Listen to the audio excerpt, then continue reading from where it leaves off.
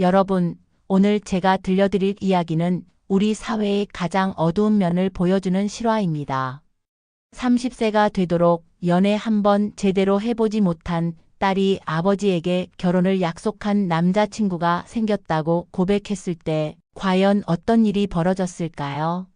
보통의 아버지라면 기뻐하거나 걱정하며 상대방에 대해 물어볼 텐데 이 아버지의 반응은 상상을 초월했습니다.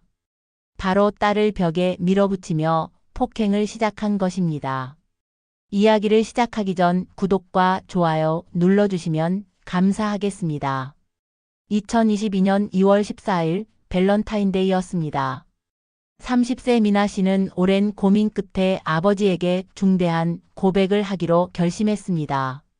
그녀에게는 결혼을 약속한 남자친구가 있었고 더 이상 숨길 수 없다고 생각했던 것입니다. 하지만 미나가 미처 예상하지 못한 것은 아버지의 극단적인 반응이었습니다. 아빠, 저 이번에 좋은 사람 만났어요. 결혼도 생각하고 있고요. 이 말을 듣자마자 아버지의 얼굴이 일그러졌습니다. 그리고 갑자기 미나를 벽에 밀어붙이며 소리를 질렀습니다. 지금까지 왜 숨겼냐? 그 놈을 어디서 만났냐? 이것이 10일간 지속될 끔찍한 폭력의 시작이었습니다. 평소에도 권위적이고 폭력적이었던 아버지였지만 이번에는 그 정도가 달랐습니다. 마치 자신의 소유물을 누군가가 빼앗아 간다는 듯한 분노를 보였던 것입니다. 여러분께서는 이런 상황을 상상해 보신 적이 있으신가요? 딸의 연애를 축하해 주기는커녕 폭력으로 응답하는 아버지를 말입니다. 하지만 더욱 충격적인 것은 이것이 단순한 가정폭력이 아니라 훨씬 더 어둡고 비틀린 진실의 빙산의 일각에 불과했다는 점입니다. 미나의 아버지는 연일 딸을 때리고 욕하며 추궁했습니다. 몇 번이나 만났냐, 어디서 만났냐, 무슨 짓을 했냐 등 도저히 아버지가 딸에게 할 수 없는 질문들을 쏟아냈습니다. 그의 눈에는 딸을 보호하려는 아버지의 마음이 아니라 질투에 불타는 남자의 모습이 역력했습니다. 10일 동안 계속된 폭력에 미나는 더 이상 견딜 수가 없었습니다. 집 안에서는 도움을 받을 수 없었습니다. 어머니 역시 오랜 기간 가정폭력의 피해자였기 때문에 남편을 말릴 수 없는 상황이었습니다. 오히려 어머니는 미나에게 아빠를 자극하지 말아라고 말할 뿐이었습니다. 절망적인 상황에서 미나는 부산에서 직장을 다니고 있던 여동생 지은이에게 전화를 걸었습니다. 울먹이는 목소리로 언니 도와줘. 더 이상 못 견디겠어라고 했습니다. 지은이는 언니의 다급한 목소리를 듣고 즉시 상황이 심각하다는 것을 알았습니다. 언니, 지금 당장 집을 나와. 내가 도와줄게. 하지만 미나에게는 집을 나올 용기가 없었습니다. 30년간 아버지의 통제 아래 살아온 그녀에게 집을 떠난다는 것은 상상할 수도 없는 일이었습니다. 게다가 아버지가 얼마나 집요하게 자신을 추적할지 뻔히 알고 있었기 때문입니다. 그런 미나를 위해 지은이는 즉시 행동에 나섰습니다. 여성 변호사 김지혜에게 연락을 취한 것입니다. 김 변호사는 지은이로부터 상황을 듣고 즉시 이것이 단순한 가정폭력이 아니라는 것을 직감했습니다. 30세 딸의 첫 연애에 이런 극단적 반응을 보이는 아버지라면 분명 다른 문제가 있을 것이라고 판단한 것입니다. 지금 당장 언니분을 집에서 나오게 해야 합니다. 상황이 더 악화되기 전에요. 이렇게 해서 미나의 탈출 작전이 시작되었습니다. 하지만 이것은 단순한 가출이나 피난이 아니었습니다. 30년간 지속된 비정상적인 아버지의 통제에서 벗어나려는 절망적인 투쟁의 시작이었던 것입니다. 여러분, 과연 30세 성인 딸의 연애에 이렇게 극단적으로 반응하는 아버지의 진짜 이유는 무엇이었을까요? 그리고 미나는 과연 이 상황에서 벗어날 수 있을까요? 이 이야기는 우리 사회가 반드시 알아야 할, 그리고 더 이상 방치해서는 안 될 어둠의 진실을 담고 있습니다. 미나가 집을 나오기까지는 마치 스파이 영화와 같은 정교한 계획이 필요했습니다. 왜냐하면 그녀의 아버지는 딸의 일거수일투족을 24시간 감시하고 있었기 때문입니다. 출근 시간, 퇴근 시간, 심지어 화장실 가는 시간까지 체크했던 아버지였습니다. 이런 상황에서 어떻게 탈출할 수 있었을까요? 김지혜 변호사는 상황의 심각성을 즉시 파악했습니다. 30년간 딸을 통제해온 아버지라면 딸이 사라진 것을 알게 되는 순간 어떤 극단적인 행동도 할 수 있다고 판단한 것입니다. 따라서 완벽한 계획 없이는 미나의 안전을 보장할 수 없었습니다. 미나 씨, 우리는 아버님이 전혀 눈치채지 못하게 해야 합니다. 한순간의 실수라도 있으면 모든 것이 무너질 수 있어요. 첫 번째 단계는 짐을 빼돌리는 것이었습니다. 하지만 아버지가 미나의 옷장과 소지품을 수시로 체크했기 때문에 한 번에 많은 짐을 가져갈 수는 없었습니다. 미나는 매일 출근할 때 작은 가방에 필수품만 조금씩 넣어서 나갔습니다. 속옷 한두 벌, 화장품 하나, 중요한 서류 몇 장씩 말입니다. 가장 큰 문제는 이 물건들을 어디에 숨겨둘 것인가였습니다. 집 근처에 두면 아버지가 발견할 수 있고 회사에 두기에는 너무 위험했습니다. 결국 미나는 지하철역 물품보 관함을 이용하기로 했습니다. 출근길에 지하철을 이용하는 미나에게는 자연스러운 선택이었습니다. 매일 조금씩 아무도 모르게. 이것이 2주간 계속되었습니다. 미나는 마치 두 개의 삶을 사는 것 같았다고 나중에 회상했습니다. 낮에는 평범한 직장인으로, 집에서는 아버지의 통제를 받는 딸로, 그리고 몰래는 탈출을 준비하는 도망자로 말입니다. 김지혜 변호사는 미나의 심리 상태도 세심하게 챙겼습니다. 30년간 아버지의 통제하에 살아온 미나에게 집을 떠나는 것은 상상할 수 없는 일이었기 때문입니다. 죄책감, 두려움, 불안감이 엄습해 왔습니다.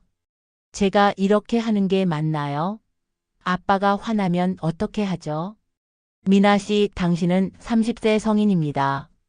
자신의 인생을 선택할 권리가 있어요. 지금 하고 있는 것은 당연한 일입니다. 탈출 당일 미나는 평소와 똑같이 회사 다녀올게요 라고 인사하고 집을 나섰습니다. 하지만 그녀의 마음은 그 어느 때보다 떨리고 있었습니다. 혹시 아버지가 눈치챈 것은 아닐까? 혹시 오늘따라 이상하게 보이는 것은 아닐까? 지하철역에서 보관함을 열고 짐을 꺼낼 때까지도 미나의 손은 떨렸습니다. 2주간 조금씩 모은 짐들이 작은 캐리어 하나에 들어 있었습니다. 30년의 삶이 이 작은 가방 하나로 정리된다는 것이 서글펐지만 동시에 새로운 시작에 대한 희망도 느꼈습니다. KTX 서울행 열차에 몸을 맡겼을 때 미나는 비로소 실감했습니다. 내가 정말로 집을 나왔구나. 창밖으로 스쳐 지나가는 풍경을 보며 그녀는 처음으로 자유를 느꼈습니다. 하지만 동시에 아버지가 자신의 부재를 알게 되었을 때의 반응이 두려웠습니다. 김지혜 변호사는 미나가 서울에 도착하기도 전에 이미 모든 준비를 마쳐 두었습니다. 안전한 쉼터와 연락을 취해 두었고 필요한 법적 절차들도 준비해 놓았습니다. 미나가 서울역에 도착했을 때 변호사는 직접 마중을 나와 있었습니다. 고생하셨어요, 미나 씨. 이제 안전합니다. 하지만 진짜 안전은 아직 확보되지 않았습니다. 집에서 미나의 부재를 발견한 부모님이 경찰에 실종 신고를 했기 때문입니다.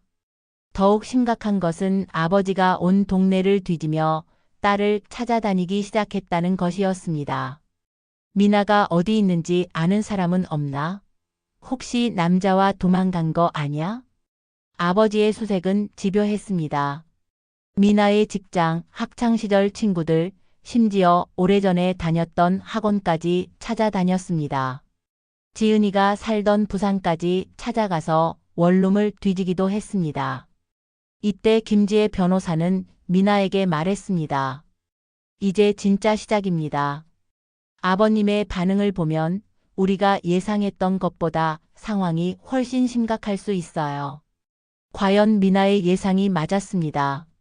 며칠 후 아버지의 차량에서 발견된 블랙박스 녹음 파일은 모든 사람들을 경악시켰습니다. 그 안에는 아버지의 충격적인 발언들이 고스란히 담겨 있었던 것입니다. 여러분, 만약 30세 딸이 집을 나간 아버지가 내 여자가 도망갔다라고 말한다면 어떤 생각이 드시겠습니까? 이것이 바로 미나의 아버지가 한 말입니다.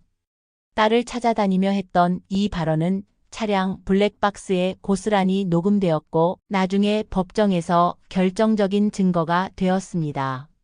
미나가 집을 떠난 후 아버지의 행동은 상식을 벗어났습니다. 보통의 아버지라면 딸의 안전을 걱정하며 경찰에 신고하거나 조용히 기다렸을 텐데 이 아버지는 마치 연인을 잃은 남자처럼 행동했습니다. 온 동네를 뒤지고 다니며 내 미나를 찾아야 한다고 외쳤습니다. 가장 충격적인 것은 그가 혼자 차를 운전하면서 중얼거린 말들이었습니다. 블랙박스가 모든 것을 기록하고 있다는 것을 모르고 했던 이 독백들은 그의 비정상적인 심리를 적나라하게 보여주었습니다. 미나는 내 거야. 내가 30년간 키운 내 여자라고. 다른 남자가 내 미나를 건드린다는 게 말이 돼? 미나야, 아빠 없이 어떻게 살려고 그래? 너는 나 없으면 아무것도 못하는 애인데. 이런 말들을 듣고 있으면 이것이 아버지가 딸에 대해 하는 말인지 의심스러울 정도였습니다. 마치 질투에 불타는 남자가 자신의 연인에 대해 말하는 것 같았습니다. 더욱 소름 끼치는 것은 그가 평소에도 미나에게 이런 식으로 말해왔다는 사실이었습니다.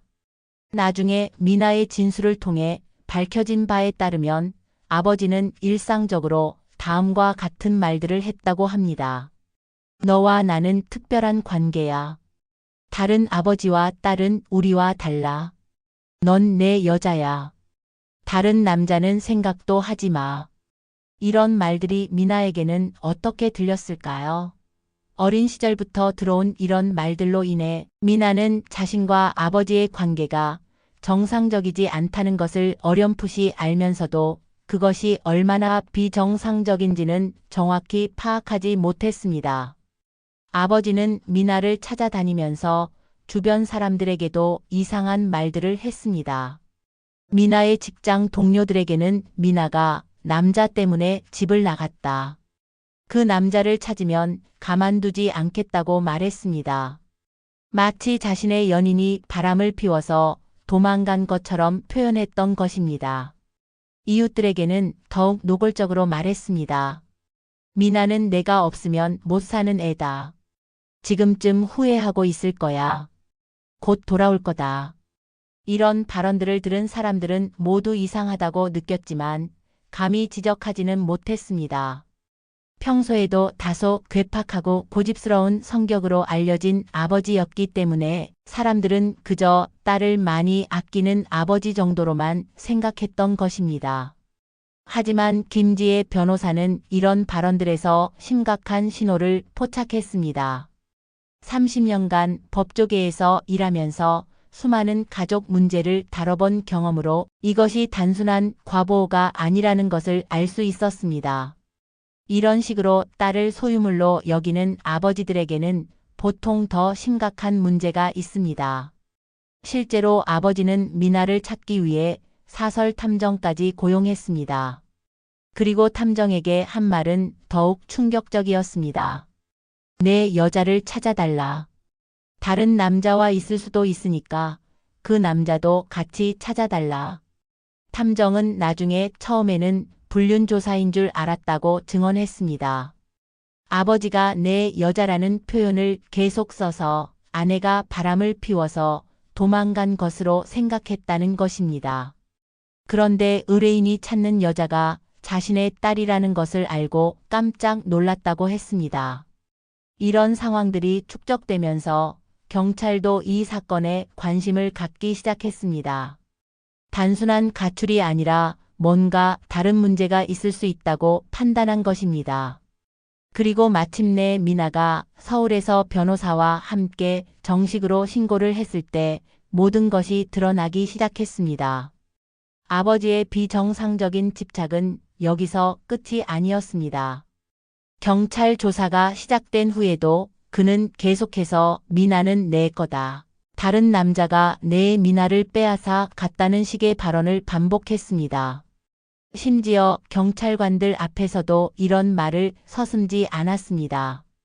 이제 우리는 왜 미나가 30세까지 연애 한 번 제대로 하지 못했는지 이해할 수 있습니다. 이런 아버지 밑에서 어떻게 정상적인 이성 관계를 맺을 수 있었겠습니까?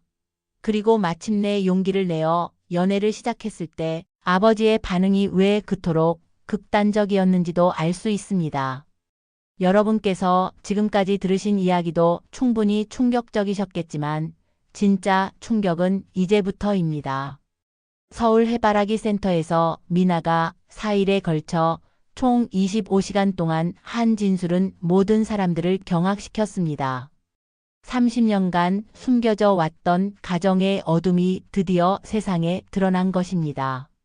2006년 미나가 중학교 1학년이었을 때 일이었습니다. 당시 13세였던 미나에게 그날은 평범한 하루가 시작되는 것 같았습니다. 하지만 그날 저녁 집안에 폭풍이 몰아쳤습니다. 아버지가 어머니를 다른 남자와 만났다며 폭행하기 시작한 것입니다. 이 여자가 바람을 피웠어. 내가 직접 봤다고. 사실 어머니는 바람을 피운 적이 없었습니다.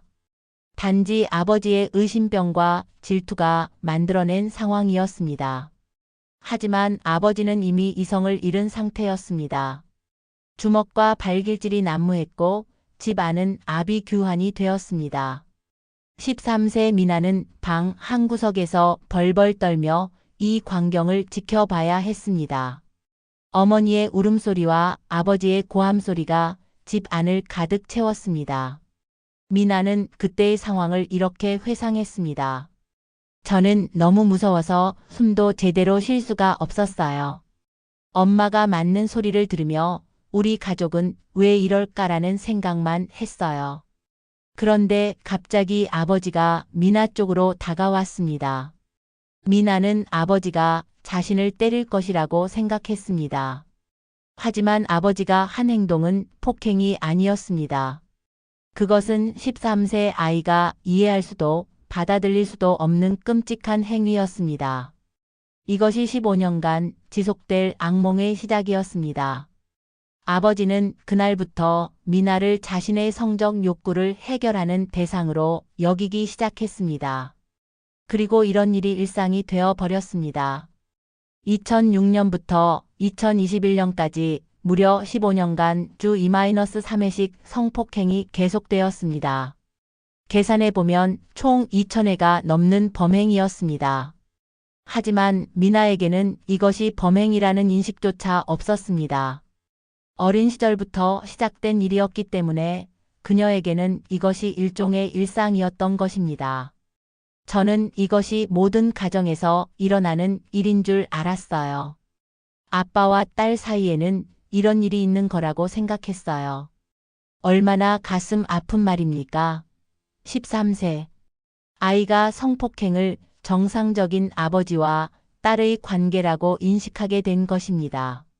이것이 바로 친족 성폭력의 가장 무서운 점입니다. 피해자가 피해를 피해로 인식하지 못하게 만드는 것입니다. 상황은 더욱 심각해졌습니다. 미나가 고등학교에 다닐 때는 한 달에 한 번씩 생리가 없는 달이 있었습니다. 임신이었던 것입니다. 고등학교와 대학교 시절 동안 미나는 총 5번의 임신 중절 수술을 받아야 했습니다. 매번 아버지가 직접 병원에 데려가서 수술을 받게 했어요. 그러면서 아무에게도 말하면 안 된다고 했어요. 병원에서도 아버지는 미나를 아내라고 소개했습니다. 의사들은 나이 차이가 많이 나는 부부라고만 생각했을 뿐 이들이 친부와 딸이라는 것은 전혀 몰랐습니다. 미나 역시 아버지의 강요에 못 이겨 그냥 가만히 있었습니다. 이런 과정을 반복하면서 미나의 몸과 마음은 심각하게 망가져 갔습니다. 하지만 그녀에게는 도움을 요청할 곳이 없었습니다. 어머니는 이미 무력한 상태였고 친구들에게 이런 이야기를 할 수도 없었습니다. 누구에게 말할 수 있겠어요?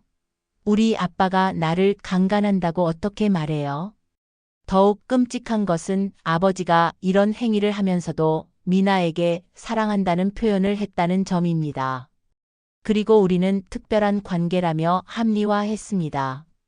아빠는 미나를 다른 딸들보다 더 사랑해. 그래서 우리는 특별한 관계인 거야. 아버지는 심지어 이런 행위를 하면서 미나를 촬영하기까지 했습니다. 나중에 경찰이 압수수색을 했을 때 아버지의 휴대폰에서는 수백 개의 불법 촬영물이 발견되었습니다. 15년간 축적된 증거들이 고스란히 남아 있었던 것입니다. 미나가 대학교에 진학한 후에는 상황이 조금 달라졌습니다. 기숙사 생활을 하게 되면서 아버지와 물리적으로 떨어져 있게 된 것입니다. 하지만 아버지의 통제는 여전했습니다. 매일 저녁 9시 미나는 반드시 아버지에게 안부 전화를 해야 했습니다. 그리고 아버지는 매번 이런 요구를 했습니다. 미나야, 아빠가 너무 보고 싶어. 사진 좀 보내줘. 그냥 평범한 일상 사진이 아니었습니다. 아버지가 요구하는 것은 매우 부적절한 사진들이었습니다. 미나는 거부할 수 없었습니다. 어린 시절부터 형성된 절대적인 복종 관계 때문이었습니다. 거부하면 집에 찾아온다고 했어요. 그럼 기숙사 친구들이 다 알게 될까 봐 무서웠어요. 방학 때마다 집에 돌아가는 것은 미나에게 지옥과도 같았습니다. 대학교에서 잠시나마 자유를 맛본 미나에게 집으로 돌아가는 것은 다시 감옥에 들어가는 것과 같았습니다. 하지만 그녀에게는 선택권이 없었습니다. 이런 생활이 15년간 계속되었습니다. 미나는 서서히 자신의 상황이 정상적이지 않다는 것을 깨닫기 시작했습니다. 특히 대학교에서 성교육을 받고 친구들과 연애 이야기를 나누면서 자신의 상황이 얼마나 비정상적인지 알게 되었습니다. 하지만 깨달음과 실제 행동 사이에는 큰 간극이 있었습니다. 15년간 지속된 통제와 세뇌로 인해 미나는 아버지에게 저항할 용기를 낼 수 없었습니다. 그리고 이런 끔찍한 비밀을 누구와 공유할 수도 없었습니다. 제가 이런 이야기를 하면 사람들이 저를 더럽다고 생각할까 봐 무서웠어요. 그리고 아무도 믿지 않을 것 같았어요. 미나의 두려움은 현실적이었습니다. 친족 성폭력은 사회적으로 가장 큰 금기 중 하나입니다. 피해자조차 말하기 어려워하는 범죄인 것입니다. 그래서 이런 범죄의 신고율이 극도로 낮은 것입니다. 결국 미나가 용기를 낼 수 있었던 것은 30세가 되어서야 였습니다. 그것도 연애를 시작하면서 자신의 상황이 얼마나 비정상적인지 더욱 명확하게 깨달았기 때문이었습니다. 남자친구를 통해 정상적인 아버지와 딸의 관계가 어떤 것인지 알게 된 것입니다. 남자친구 아버지는 딸을 정말 딸로만 사랑하시더라고요. 그때서야 우리 아버지가 얼마나 이상한 사람인지 확실히 알았어요. 이것이 미나가 아버지에게 연애 사실을 고백하게 된 배경입니다. 더 이상 이런 비정상적인 관계를 유지할 수 없다는 판단이었습니다. 하지만 그녀가 예상하지 못한 것은 아버지의 극단적인 반응이었습니다. 15년간 지속된 악몽이 드디어 끝날 수 있을까요? 미나의 용기 있는 고발은 과연 어떤 결과를 가져올까요? 미나는 해바라기 센터에서 진술할 때 이런 말을 했습니다. 그런 일이 일어날 때마다 정신이 나가는 것 같았어요. 마치 제가 제 몸에서 떠나가는 느낌이었어요. 이것은 심리학에서 말하는 해리 현상입니다.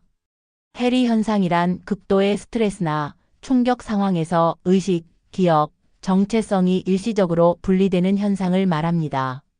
쉽게 말해 너무 고통스러운 현실을 견딜 수 없을 때 뇌가 스스로 스위치를 끄는 것입니다. 그런 일이 일어나는 동안에는 마치 다른 사람의 일을 보는 것 같았어요. 제가 아닌 다른 누군가가 그 일을 당하는 것처럼요. 전문가들은 이를 만성 외상 후 스트레스 장애의 전형적인 증상이라고 설명합니다. 단발성 사건이 아니라 장기간에 걸쳐 반복되는 충격으로 인해 발생하는 정신적 외상입니다. 미나의 경우 이런 해리 현상이 15년간 지속되었습니다. 그녀는 마치 두 개의 인격을 가진 것처럼 살아갔습니다. 하나는 아버지 앞에서의 복종적인 딸이고 다른 하나는 학교와 직장에서의 평범한 미나였습니다. 학교에 있을 때는 그런 일들을 완전히 잊으려고 노력했어요. 친구들과 웃고 떠들 때만큼은 정말 평범한 학생이 된 기분이었어요. 하지만 집에 돌아가야 하는 시간이 다가올수록 미나의 마음은 어두워졌습니다. 그녀는 이런 패턴을 매일 반복해야 했습니다. 낮에는 정상적인 사람처럼 행동하고 밤에는 끔찍한 현실을 견뎌내는 것입니다. 이런 이중생활은 미나의 정신 건강에 심각한 영향을 미쳤습니다. 그녀는 만성적인 불면증에 시달렸고 식욕부진과 우울감을 경험했습니다. 하지만 이런 증상들조차 제대로 표현할 수 없었습니다. 아픈 것도 아버지 허락을 받아야 했어요. 아빠, 머리가 아파요라고 말하면 그런 건 꾸미는 거야 라고 하면서 약도 주지 않았어요. 미나의 몸은 스트레스의 신호를 계속 보냈습니다. 원형 탈모가 생겼고 생리불순도 심했습니다. 하지만 아버지는 이런 증상들을 꾀병으로 치부했습니다. 심지어 병원에 가는 것도 아버지의 허락을 받아야 했습니다. 병원에 갈 때도 아버지가 항상 따라왔어요. 의사 선생님과 단둘이 이야기하는 것도 허락하지 않았어요. 이런 통제로 인해 미나는 전문적인 도움을 받을 기회조차 얻을 수 없었습니다. 그녀의 몸과 마음이 보내는 구조 신호들이 모두 묵살된 것입니다. 대학교에 진학한 후에도 상황은 크게 달라지지 않았습니다. 기숙사에 있으면서 물리적으로는 아버지와 떨어져 있었지만 심리적으로는 여전히 통제 하에 있었습니다. 매일 저녁 9시 정각에 울리는 아버지의 전화는 미나에게 공포의 신호였습니다. 전화를 받지 않으면 바로 기숙사로 찾아올 것이라는 두려움 때문에 미나는 어떤 상황에서도 전화를 받아야 했습니다. 친구들과 함께 있을 때도 과제를 하고 있을 때도 무조건 전화를 받아야 했어요. 그러면 친구들이 미나는 아빠를 정말 많이 사랑하는구나라고 했어요. 그 말이 얼마나 아이러니한지 모르세요. 친구들은 미나를 효녀라고 생각했습니다. 아버지와 매일 통화하고 아버지 말을 잘 들으며 연애도 하지 않는 모범적인 딸로 보였던 것입니다. 하지만 그 이면에는 끔찍한 진실이 숨어 있었습니다. 미나는 대학교 시절 내내 연애를 할 수 없었습니다. 아버지의 허락 없이는 남자와 대화하는 것조차 금지되어 있었기 때문입니다. 그녀는 이런 상황을 친구들에게 어떻게 설명해야 할지 몰랐습니다. 친구들이 왜 연애 안 해? 소개팅이라도 해봐라고 할 때마다 어떻게 답해야 할지 모르겠더라고요. 우리 아빠가 안 된다고 해서라고 말하면 다들 이상하게 볼까 봐요. 이런 상황이 지속되면서 미나는 점점 더 고립되어 갔습니다. 친구들과의 관계에서도 진정한 친밀감을 형성하기 어려웠습니다. 자신의 가장 큰 비밀을 숨기고 있어야 했기 때문입니다. 졸업 후 취업을 하면서도 마찬가지였습니다. 직장에서는 성실하고 능력 있는 직원으로 인정받았지만 개인적인 관계에서는 항상 벽을 쌓고 살아야 했습니다. 동료들이 회식을 하자고 하면 항상 아버지 허락을 받아야 한다고 했어요. 처음에는 농담인 줄 알았는데 정말로 매번 허락을 받는 모습을 보고 다들 신기해했어요. 30세까지 이런 생활을 지속한 미나에게 정상적인 인간관계란 상상할 수 없는 것이었습니다. 그녀에게는 자유라는 개념 자체가 존재하지 않았습니다. 그런 미나가 처음으로 연애를 시작하게 된 것은 정말 기적과도 같은 일이었습니다. 그리고 그 연애를 통해 그녀는 비로소 정상적인 관계가 무엇인지 알게 되었습니다. 하지만 15년간 축적된 심리적 외상이 하루아침에 치유될 수는 없었습니다. 미나는 지금도 전문적인 심리치료를 받고 있으며 완전한 회복까지는 오랜 시간이 걸릴 것으로 예상됩니다. 박순희 씨는 결혼한 지 30년 동안 단 하루도 평온한 날이 없었습니다. 신혼 첫날부터 남편의 폭력이 시작되었고 그것이 30년간 지속되었던 것입니다. 매일매일이 생존의 싸움이었습니다. 어머니와 처음 만났을 때 저는 깜짝 놀랐습니다. 김지혜 변호사의 증언입니다. 50대 중반의 나이인데도 마치 70대 노인처럼 보였어요. 머리카락은 반 이상 빠져 있고 손은 늘 떨리고 있었습니다. 박순희 씨는 만성적인 폭력의 후유증으로 정상적인 의사소통이 어려운 상태였습니다. 질문을 하면 한참을 망설이다가 어떻게 말해야 할지 모르겠다는 말만 반복했습니다. 이는 전형적인 외상 후 스트레스 장애의 증상이었습니다. 말을 하려고 하면 혀가 꼬이고 단어가 생각나지 않았어요.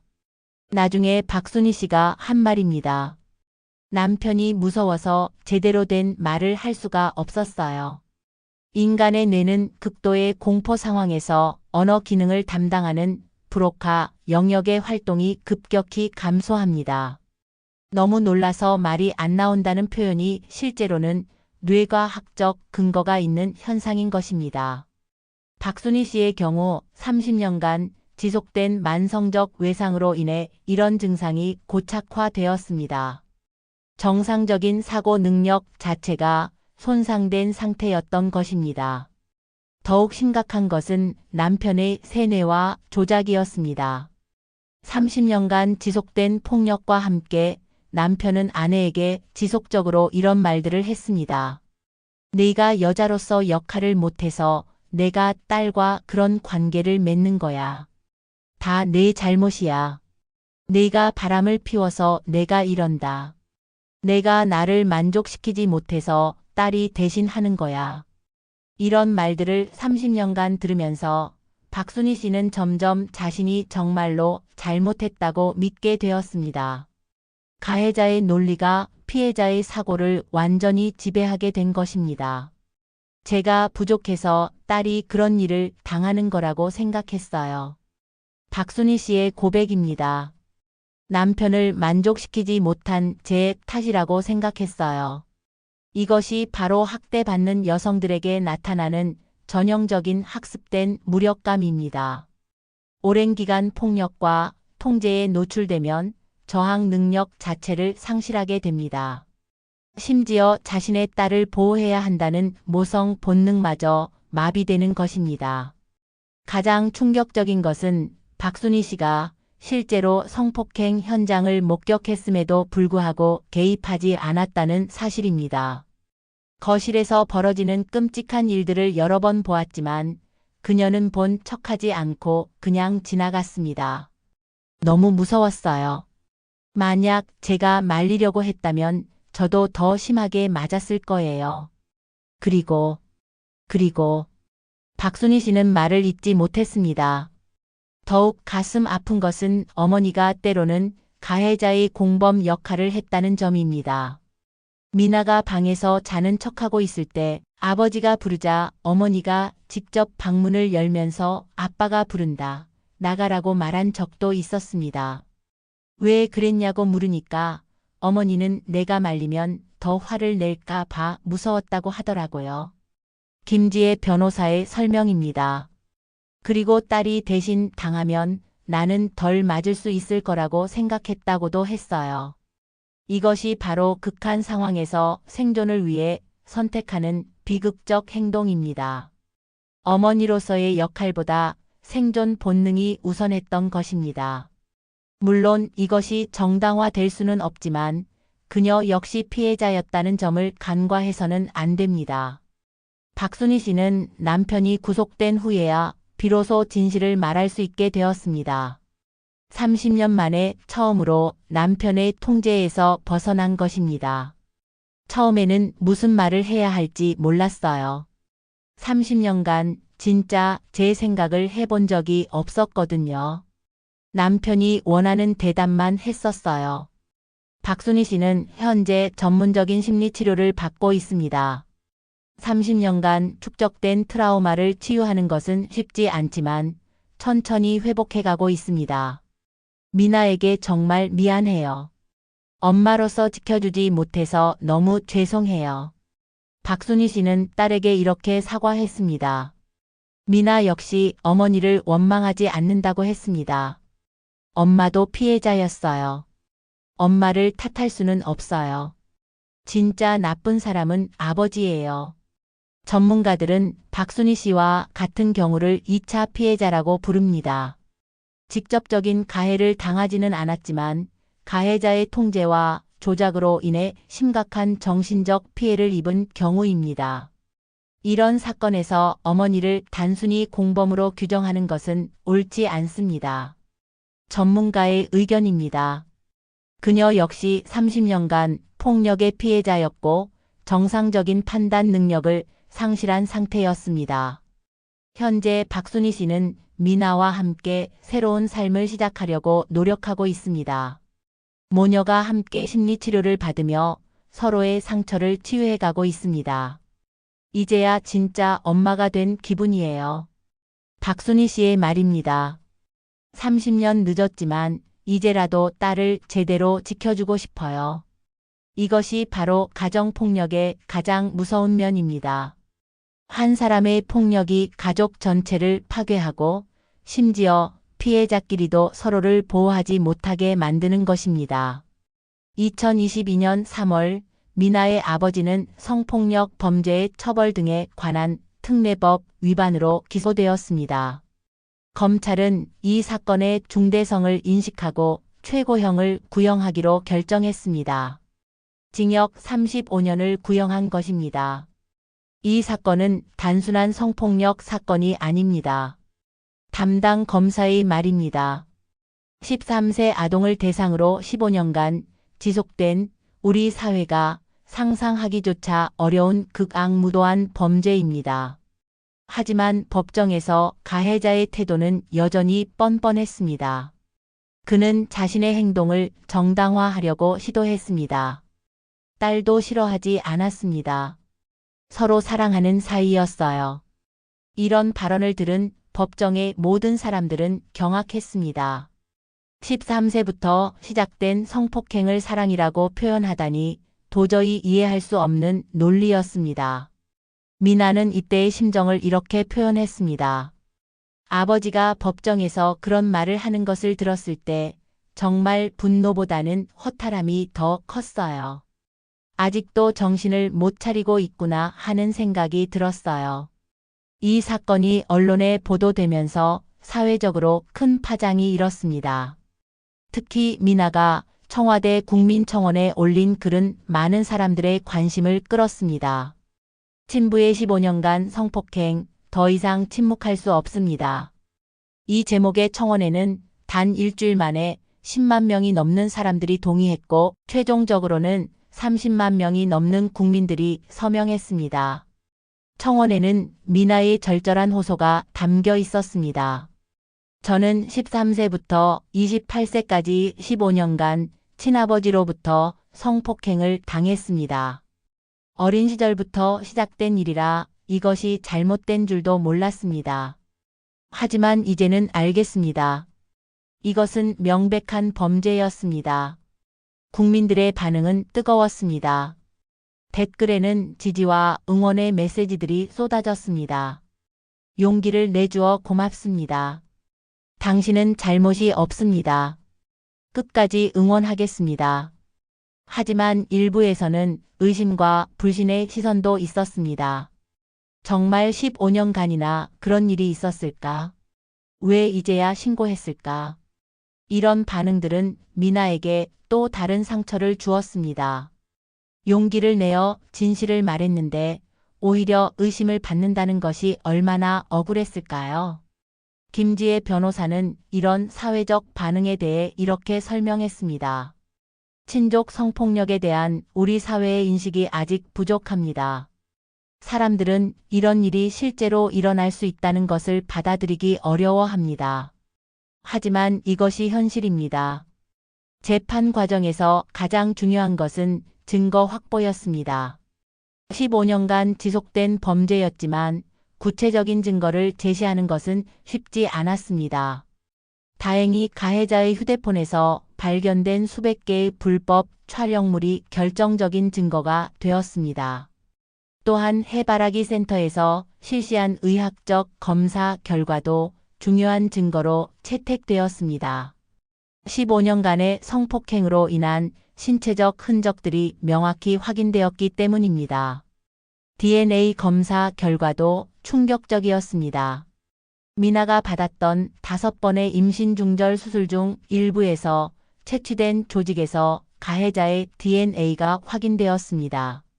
이는 친족 간 성관계가 실제로 있었다는 것을 과학적으로 증명하는 결정적 증거였습니다. 더 이상 변명의 여지가 없습니다. 검사의 최종 변론이었습니다.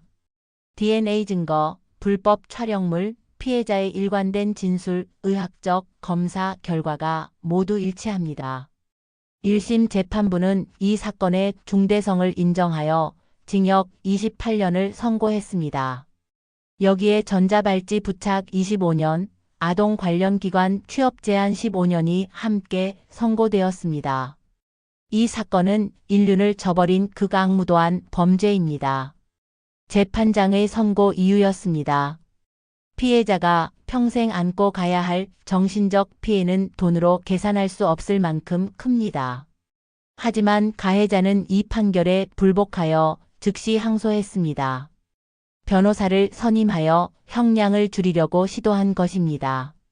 저는 딸을 사랑했을 뿐입니다. 진짜 강간이었다면 15년이나 지속될 수 있었겠습니까? 변호인은 이런 논리로 무죄를 주장했습니다. 하지만 이런 주장은 친족 성폭력에 대한 몰이해를 보여주는 것이었습니다. 2심 재판부도 1심과 크게 다르지 않은 판단을 했습니다. 다만 가해자가 자신의 재산 일부를 피해자에게 양도하겠다는 합의를 이유로 징역 23년으로 일부 감형했습니다. 피해 회복을 위한 노력을 일부 인정합니다. 2심 재판부의 판단이었습니다. 하지만 그것만으로는 죄질의 중대성이 상쇄되지 않습니다. 미나는 이 판결에 대해 복잡한 심경을 드러냈습니다. 형량이 줄어든 것은 아쉽지만 그래도 20년이 넘는 실형이 선고된 것은 다행입니다. 무엇보다 제 이야기를 사회가 믿어주었다는 것이 가장 큰 위로가 됩니다. 이 사건을 통해 우리 사회는 친족 성폭력에 대한 인식을 새롭게 하게 되었습니다. 그동안 있을 수 없는 일이라고 여겨졌던 일들이 실제로는 우리 주변에서 일어나고 있다는 것을 깨달았습니다. 여성가족부는 이 사건을 계기로 친족 성폭력 예방 및 피해자 지원 정책을 강화하기로 발표했습니다. 또한 관련 법률의 개정도 추진하기로 했습니다. 미나 씨의 용기가 우리 사회를 변화시키는 계기가 되었습니다. 김지혜 변호사의 평가입니다. 이제 더 많은 피해자들이 용기를 내어 신고할 수 있을 것입니다.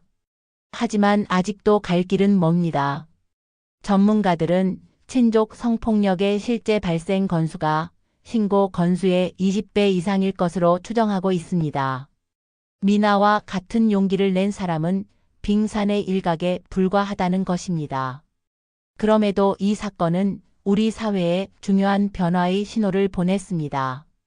더 이상 침묵하지 않겠다는 피해자들의 목소리, 그리고 이를 응원하는 사회적 분위기가 형성되기 시작한 것입니다.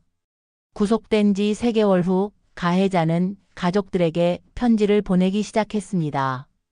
처음에는 미나와 박순희 씨 모두 이 편지들을 받기 거부했지만 교도소 측에서는 수용자의 권리라며 편지 전달을 중단할 수 없다고 했습니다.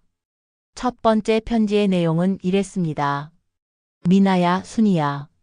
아빠 남편은 여기서 너무 힘들게 살고 있어. 다른 죄수들이 나를 짐승이라고 부르면서 괴롭혀.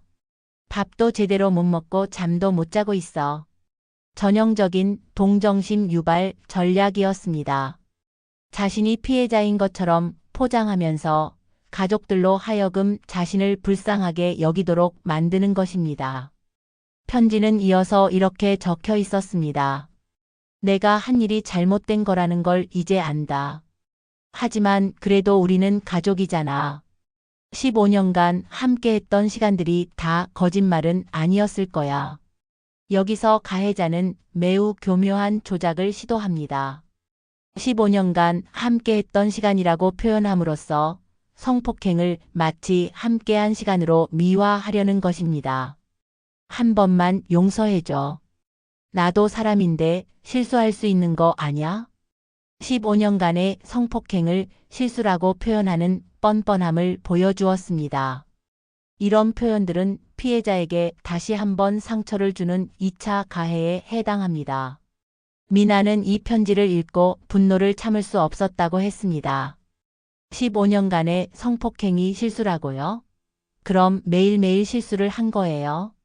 아직도 정신을 못 차리고 있더라고요. 두 번째 편지에서는 더욱 노골적인 조종 시도가 나타났습니다. 미나야, 너도 이제 알겠지만 세상이 얼마나 차갑고 무서운 곳인지. 아빠 없이는 못 살 거야. 지금까지 아빠가 너를 얼마나 보호해줬는데. 가해자는 자신을 보호자로 포장하면서 미나가 독립적으로 살 수 없다고 주장했습니다. 이는 30년간 지속해온 통제와 세뇌의 연장선이었습니다. 그 남자 미나의 남자친구는 진짜로 너를 사랑하는 게 아니야. 나처럼 15년간 너를 지켜본 사람이 어디 있겠어? 성폭행을 사랑이고 보호라고 왜곡하는 전형적인 가해자의 논리였습니다. 이런 메시지들은 미나에게 극도의 스트레스를 주었습니다.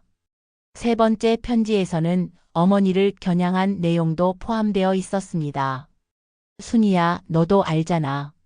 내가 여자 역할을 제대로 했다면 내가 딸에게 그런 짓을 할 필요가 없었을 거야. 결국 내 잘못이기도 한 거야. 30년간 아내를 세뇌시켜온 논리를 감옥에서도 반복하고 있는 것입니다. 자신의 범죄를 다른 사람 탓으로 돌리는 전형적인 가해자의 행동 패턴이었습니다. 김지혜 변호사는 이런 편지들을 보고 즉시 대응에 나섰습니다. 이것은 명백한 2차 가해입니다. 피해자에게 계속해서 정신적 고통을 주는 행위예요. 교도소 측에 편지 차단을 요청했지만 현행법상 완전한 차단은 어렵다는 답변을 받았습니다. 대신 미나와 박순희 씨가 편지 수령을 거부할 수 있다고 안내받았습니다. 하지만 가해자는 포기하지 않았습니다. 이번에는 미나의 직장으로 편지를 보내기 시작한 것입니다. 동료들이 먼저 편지를 받게 되면서 미나는 직장에서도 시선을 의식해야 하는 상황이 되었습니다.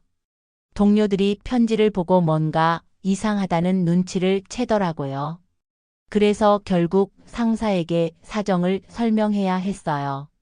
다행히 직장에서는 미나를 적극적으로 보호해 주었습니다. 가해자가 보내는 모든 우편물을 차단하기로 했고 필요시 경찰에 신고하기로도 했습니다. 6개월 후 가해자는 이번에는 지은이에게 편지를 보냈습니다. 부산에 있는 지은이의 주소까지 알아내서 편지를 발송한 것입니다. 지은아, 너라도 언니를 설득해라. 우리 가족이 이렇게 뿔뿔이 흩어져서야 되겠니? 지은이는 이 편지를 받고 즉시 김지혜 변호사에게 연락했습니다. 정말 소름 끼쳤어요. 감옥에 있으면서도 우리 가족 전체의 주소를 다 파악하고 있다는 게. 이는 가해자가 여전히 가족들을 감시하고 통제하려고 한다는 것을 보여주는 증거였습니다.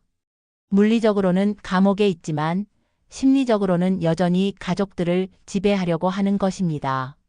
가장 교묘한 것은 가해자가 가족의 화합을 내세우며 자신의 행동을 정당화하려는 시도였습니다. 우리는 어떤 일이 있어도 가족이야. 가족끼리 서로 등 돌리면 안 돼. 이런 메시지는 피해자들에게 죄책감을 심어주는 효과가 있습니다.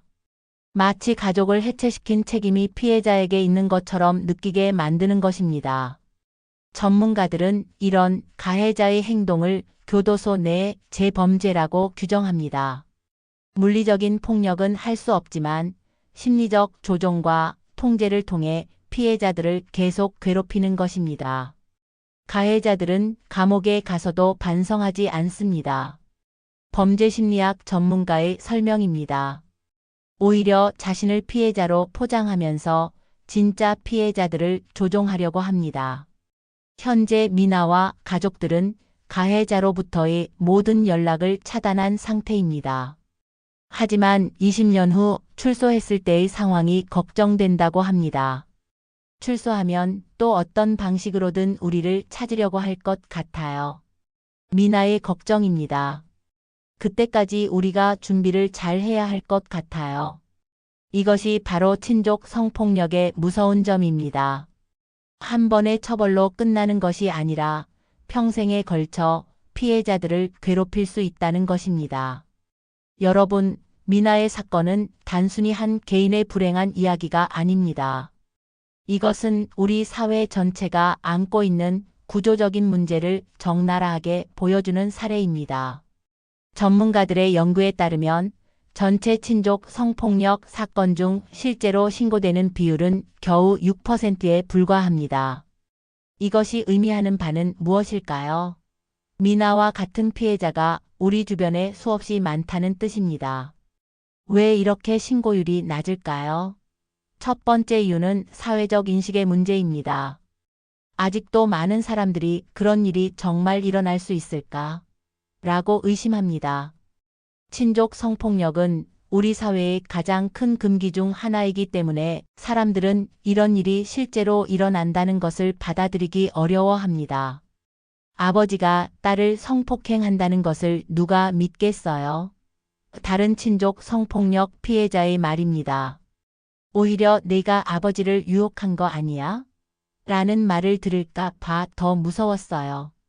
두 번째는 가해자들의 사회적 지위 때문입니다. 대부분의 친족 성폭력 가해자들은 겉으로 보기에 매우 모범적인 아버지들입니다. 직장에서는 성실한 직원이고 동네에서는 인정받는 가장입니다. 미나의 아버지도 마찬가지였습니다. 우리 동네에서 미나 아버지는 정말 딸을 아끼는 자상한 아버지로 알려져 있었어요. 이웃의 증언입니다. 딸 등하교를 매일 챙기고 늘 함께 다니더라고요. 누가 그런 일을 상상이라도 했겠어요? 이런 이중적인 모습 때문에 피해자들은 더욱 고립됩니다. 자신의 이야기를 해도 아무도 믿어주지 않을 것이라는 절망감에 빠지는 것입니다. 세 번째는 경제적 종속 관계입니다. 대부분의 피해자들은 가해자에게 경제적으로 의존하고 있습니다. 미나의 경우도 30세까지 아버지의 경제력에 의존해서 살았습니다. 집을 나가면 당장 갈 곳도 먹고 살 방법도 없는 상황이었습니다. 제가 집을 나가면 어떻게 살아야 할지 막막했어요. 미나의 고백입니다. 아버지가 늘 나 없으면 너는 아무것도 못한다고 했거든요. 그 말이 사실인 것 같아서 더 무서웠어요. 네 번째는 가족 해체에 대한 두려움입니다. 특히 우리나라와 같이 가족의 결속을 중시하는 사회에서는 가족을 깨뜨리는 사람으로 낙인 찍힐 것을 두려워합니다. 제가 신고하면 우리 가족이 완전히 망가질 것 같았어요. 미나는 이렇게 말했습니다. 엄마는 어떻게 살아가야 하고 동생은 어떻게 결혼을 할 수 있을까? 그런 생각들이 계속 들었어요. 5번째는 피해자에 대한 사회적 편견입니다. 성폭력 피해자, 특히 친족 성폭력 피해자에 대한 사회의 시선은 여전히 차갑습니다. 더럽혀진 여자, 문제가 있는 가정의 아이 등의 낙인이 따라붙을 것을 두려워하는 것입니다. 그렇다면 가해자들은 왜 이런 끔찍한 범죄를 저지르는 걸까요? 전문가들의 분석에 따르면 대부분의 친족 성폭력 가해자들은 자신의 삶에 대한 불만과 분노를 가정 내 가장 약한 구성원에게 투사합니다. 이들은 사회에서는 별다른 권력이나 지위를 갖지 못하지만 가정에서만큼은 절대적인 권력을 행사하고 싶어 합니다.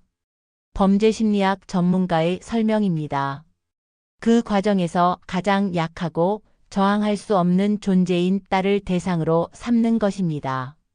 이들에게 딸은 소유물입니다. 자신이 키우고 보호한 존재이니까 자신이 원하는 대로 할 수 있다고 생각하는 것입니다. 미나의 아버지가 내 여자라고 표현했던 것도 이런 왜곡된 소유욕의 표현이었습니다. 또한 이들은 자신의 행동을 합리화하는데 매우 능숙합니다. 딸을 사랑해서 하는 일이다. 딸도 싫어하지 않는다. 다른 가족들보다. 딸을 특별히 아껴주는 거다. 등의 논리로 자신의 범죄를 정당화합니다. 가장 심각한 것은 이런 범죄가 대물림될 가능성이 높다는 점입니다. 어린 시절부터 왜곡된 성인식과 권력, 관계에 노출된 아이들이 성인이 되었을 때 같은 패턴을 반복할 위험성이 있는 것입니다. 친족 성폭력의 가해자 중 상당수가 어린 시절 비슷한 피해를 당한 경험이 있습니다. 전문가의 연구 결과입니다. 피해자가 가해자가 되는 악순환이 반복되는 것입니다. 이런 구조적 문제들을 해결하기 위해서는 사회 전체의 인식 변화가 필요합니다. 먼저 친족 성폭력이 실제로 존재하는 범죄라는 것을 인정해야 합니다. 그리고 피해자들을 보호하고 지원하는 시스템을 강화해야 합니다. 현재 우리나라에는 해바라기 센터, 성폭력 상담소, 여성 쉼터 등의 지원 시설들이 있습니다. 하지만 친족 성폭력의 특수성을 고려한 전문적인 지원 프로그램은 아직 부족한 상황입니다. 친족 성폭력 피해자들에게는 일반적인 성폭력 피해자와는 다른 접근이 필요합니다. 전문가의 의견입니다. 가족 관계의 회복, 경제적 자립 지원, 장기간의 심리치료 등이 체계적으로 이루어져야 합니다. 법적인 측면에서도 개선이 필요합니다. 현재는 친족 성폭력에 대한 처벌 수준이 일반 성폭력과 큰 차이가 없습니다. 하지만 친족 성폭력은 그 특성상 더 장기간 지속되고 피해자에게 미치는 영향도 더 심각합니다. 친족 성폭력에 대해서는 더 엄중한 처벌이 필요합니다. 김지혜 변호사의 의견입니다. 그리고 가해자의 출소 후에도 피해자들을 보호할 수 있는 제도적 장치가 마련되어야 합니다. 미나의 사건이 우리 사회에 던진 가장 큰 메시지는 이것입니다.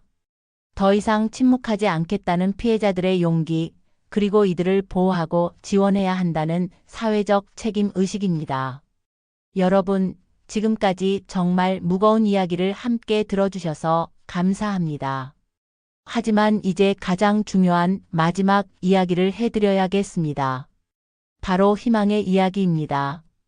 30년간 지옥 같은 삶을 살았던 미나가 어떻게 새로운 삶을 시작했는지, 그리고 우리 사회가 어떻게 변화하고 있는지 말입니다. 현재 미나는 서울 근교의 작은 아파트에서 새로운 남편과 함께 평범하지만 행복한 일상을 보내고 있습니다. 하지만 처음부터 이렇게 자연스러웠던 것은 아닙니다. 30년간 아버지의 완전한 통제 하에 살아온 그녀에게 자유로운 삶이란 오히려 두려운 것이었습니다. 처음 집을 나와서 혼자 마트에 갔을 때를 지금도 생생히 기억해요. 미나는 차분한 목소리로 말했습니다. 뭘 사야 할지 아예 모르겠더라고요. 라면 하나를 사는 것도 아버지 허락을 받고 살았었거든요.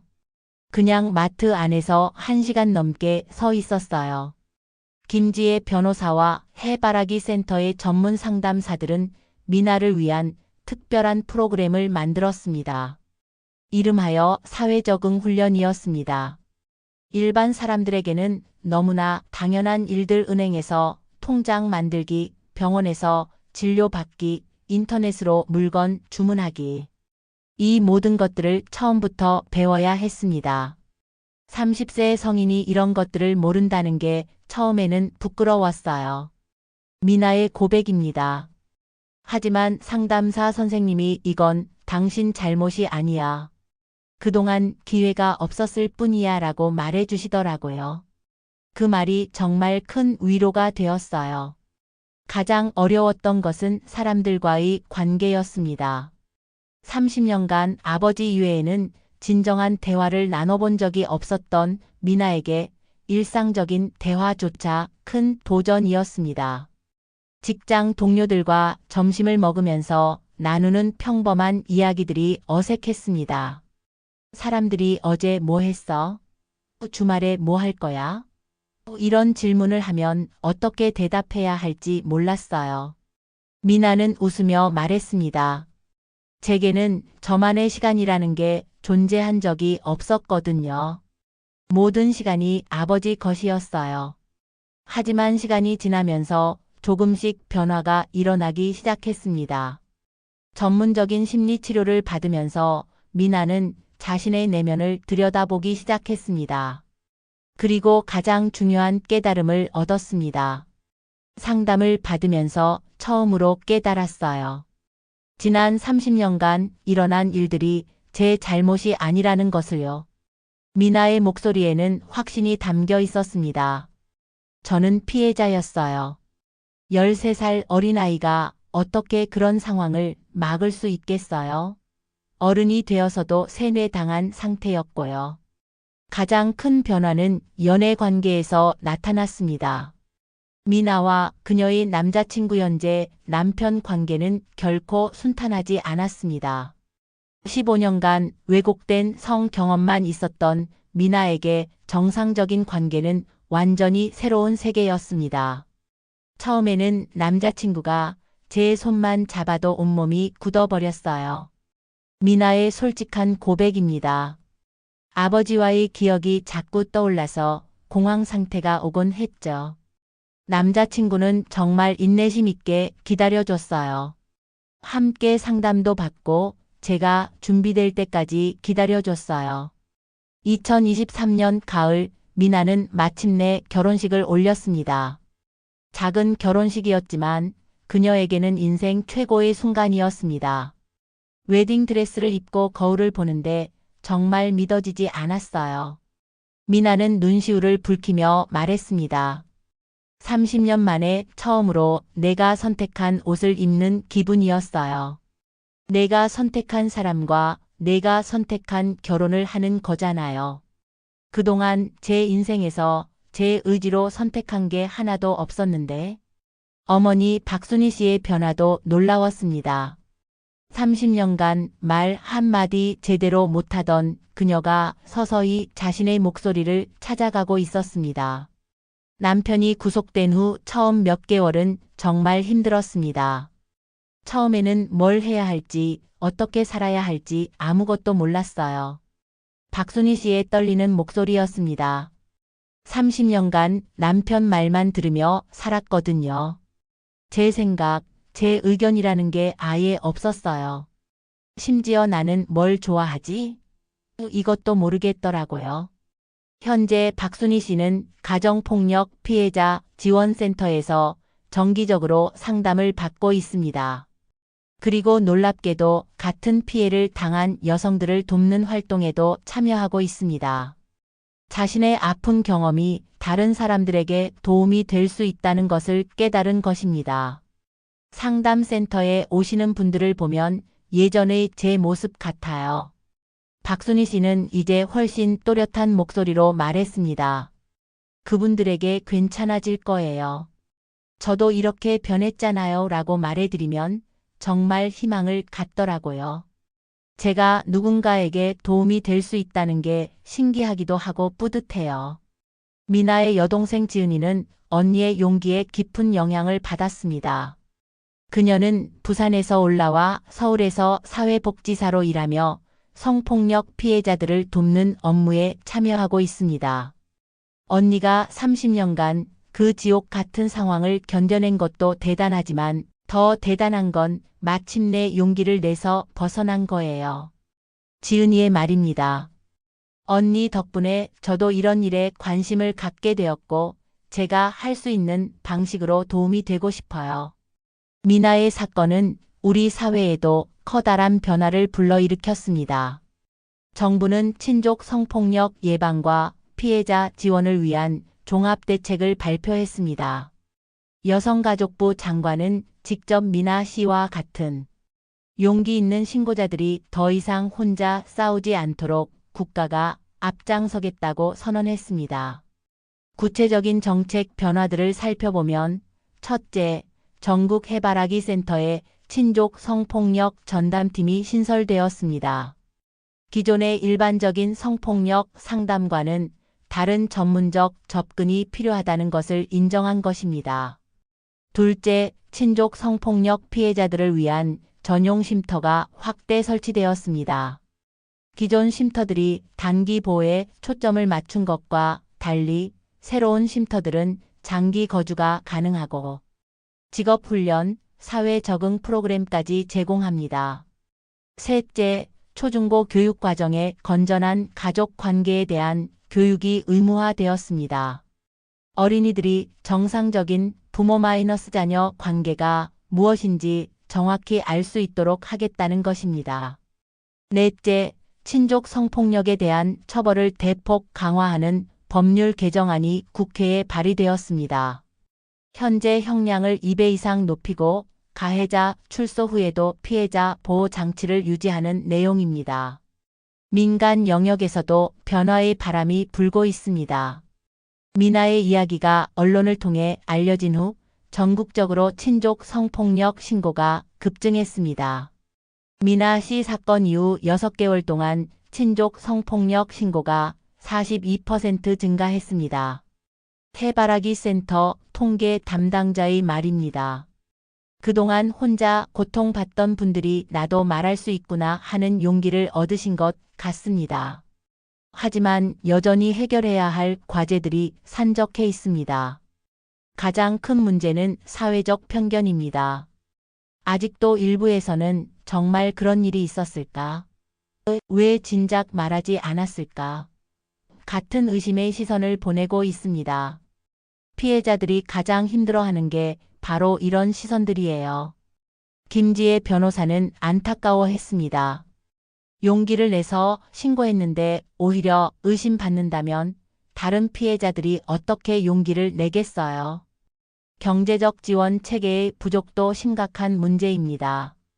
친족 성폭력 피해자들은 대부분 가해자에게 경제적으로 완전히 의존하고 있던 상황이기 때문에 독립 후 극심한 경제적 어려움을 겪습니다. 치료비만 해도 월 100만 원이 넘게 나와요. 사회복지 전문가의 지적입니다. 거기에 생활비, 주거비까지 생각하면 현재 지원 제도로는 턱없이 부족합니다. 이런 상황에서 미나는 자신의 경험을 책으로 출간하기로 결정했습니다. 제목은 30년의 어둠 그리고 빛입니다. 같은 고통을 겪고 있는 피해자들에게 희망의 메시지를 전하고 싶다는 것입니다. 제가 겪은 일들을 숨기지 않고 솔직하게 쓸 예정이에요. 미나는 말했습니다. 지금도 어딘가에서 저와 같은 고통을 받고 계신 분들께 꼭 말씀드리고 싶어요. 당신은 혼자가 아니에요. 용기를 내면 반드시 벗어날 수 있어요. 새로운 삶이 기다리고 있어요. 라고요. 김지혜 변호사도 이 사건을 통해 인생관이 바뀌었다고 고백했습니다. 30년 변호사 생활을 하면서 수많은 사건을 다뤘지만 미나 씨만큼 저에게 큰 깨달음을 준 의뢰인은 없었어요. 김 변호사의 감회 어린 말입니다. 인간이 얼마나 강한 존재인지 희망이 얼마나 소중한 것인지 다시 한번 깨달았어요. 전문가들은 미나 사건의 가장 큰 의미를 침묵의 카르텔을 깨뜨린 것이라고 평가합니다. 그동안 우리 사회에서 절대 말해서는 안. 전국 해바라기 센터 국번 없이 117. 성폭력 상담소 1366. 온라인 상담 www. 117.go. KR. 기억해 주세요. 당신은 혼자가 아닙니다.